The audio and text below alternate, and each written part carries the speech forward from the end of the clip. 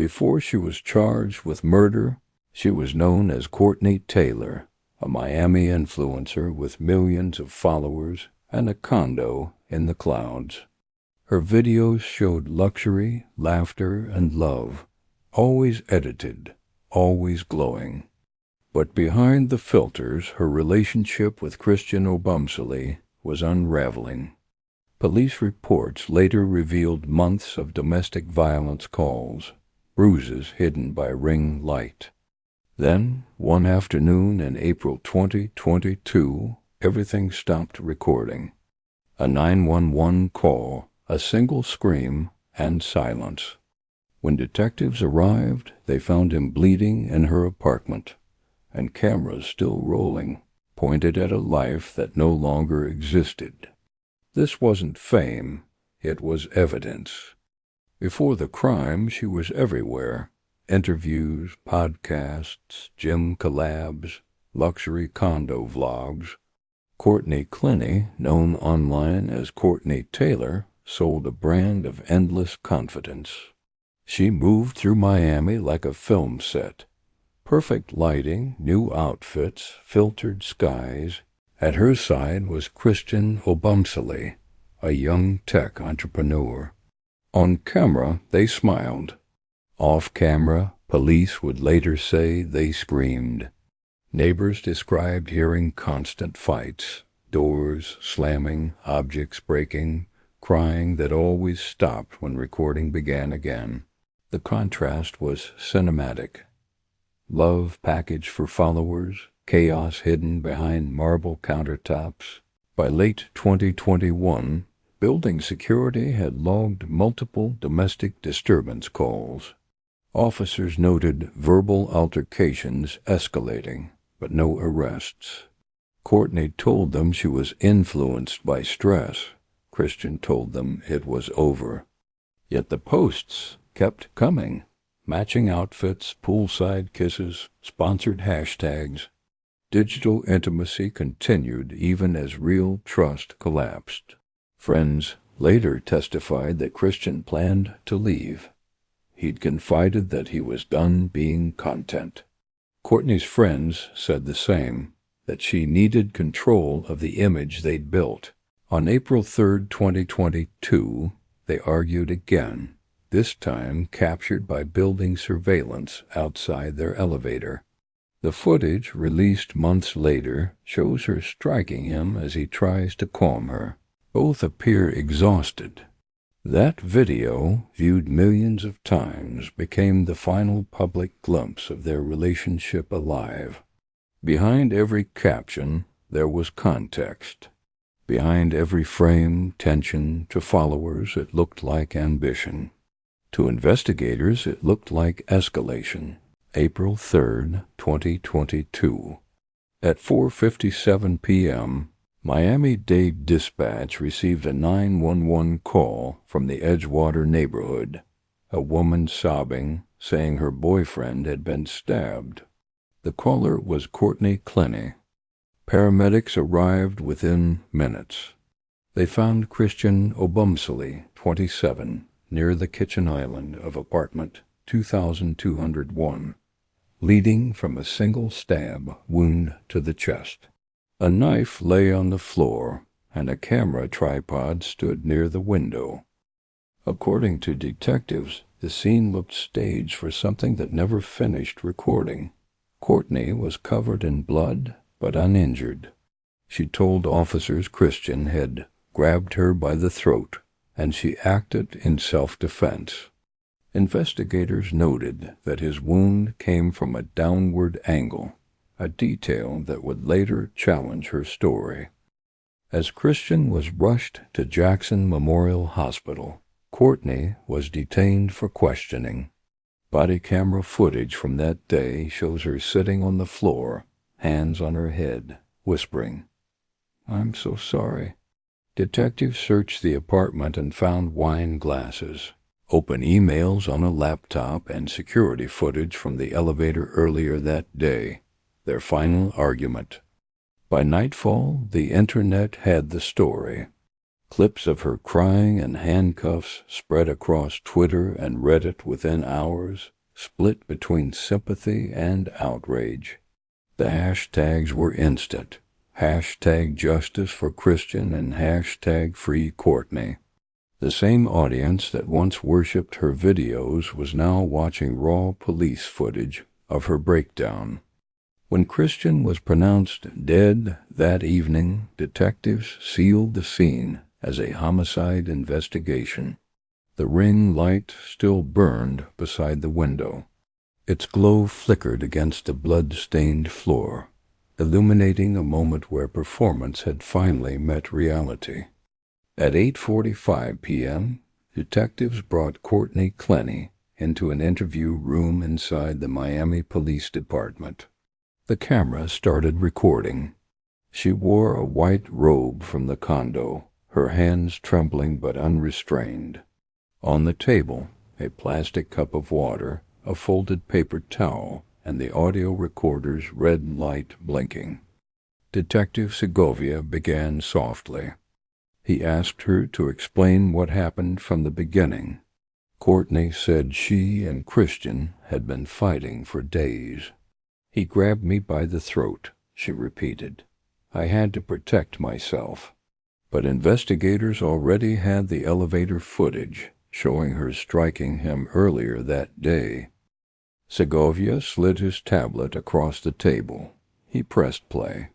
Courtney watched herself on screen, silent. Her reflection flickered between each frame.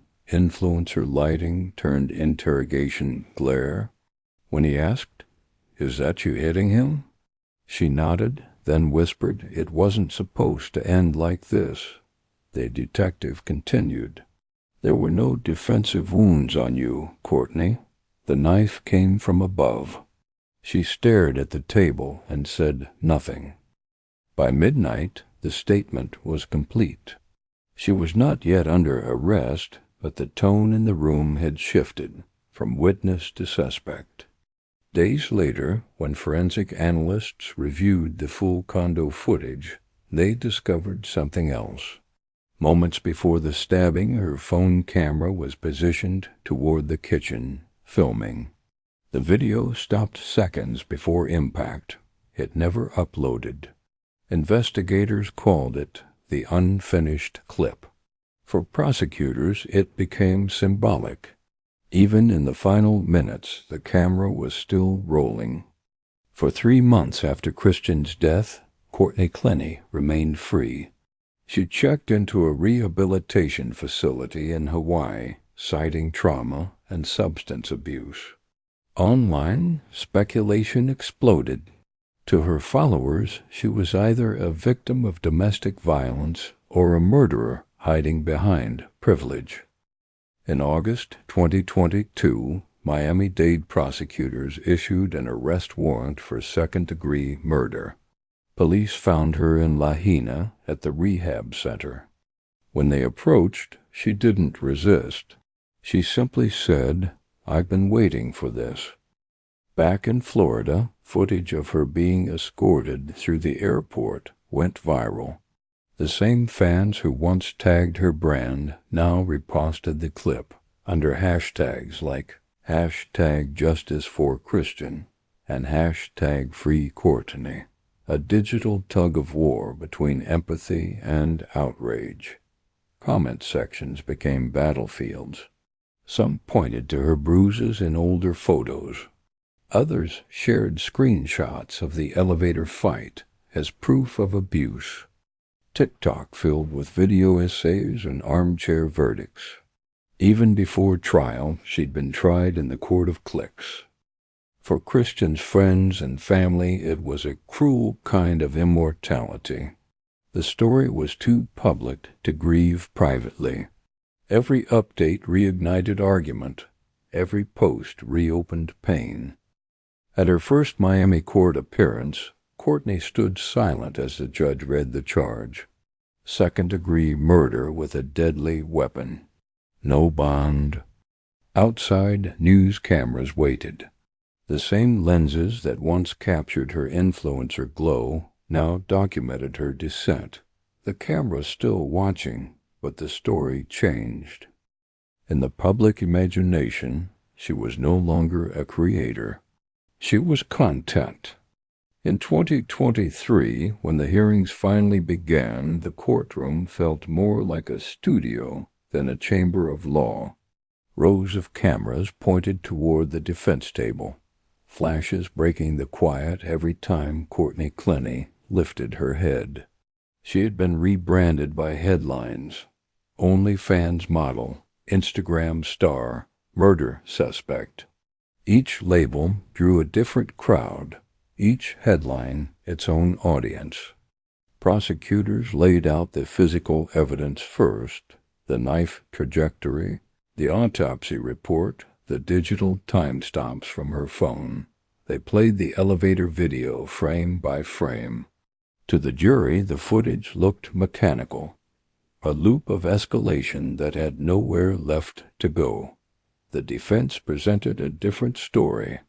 They described years of verbal and physical abuse, claiming she acted in panic, not malice. Screenshots of messages and photographs of bruises appeared on monitors larger than life. To some, she was proof that women can be victims even when they fight back.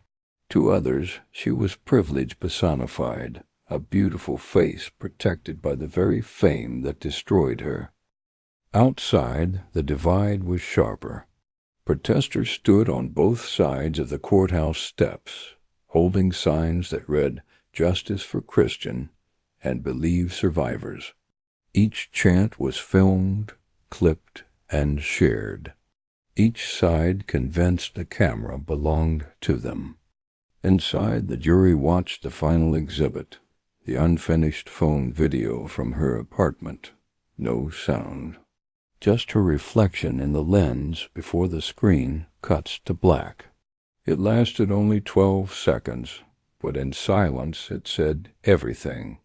By 2025, Courtney Tailor remained behind bars awaiting trial.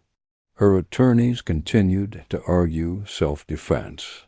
Christian Obumsley's family continued to wait for justice, and the public, divided, exhausted, had moved on to the next viral case. But pieces of this story never disappeared. Clips of their laughter, their vacations, their arguments, all still looped on social media, stripped of context, remixed for views. In the digital age, even tragedy trends. Media analysts called the case a perfect storm. Wealth, beauty, race, fame, all colliding in one apartment 20 stories above Miami. A psychologist who studied the case said it best: when your life becomes content, conflict becomes performance. For Anna's replace, Christian's parents, justice wasn't measured in hashtags. They wanted silence, not spectacle. But silence doesn't go viral. So the story kept replaying news updates, commentary channels, documentaries like this one. Each retelling reminding the world that what we watch, we also shape.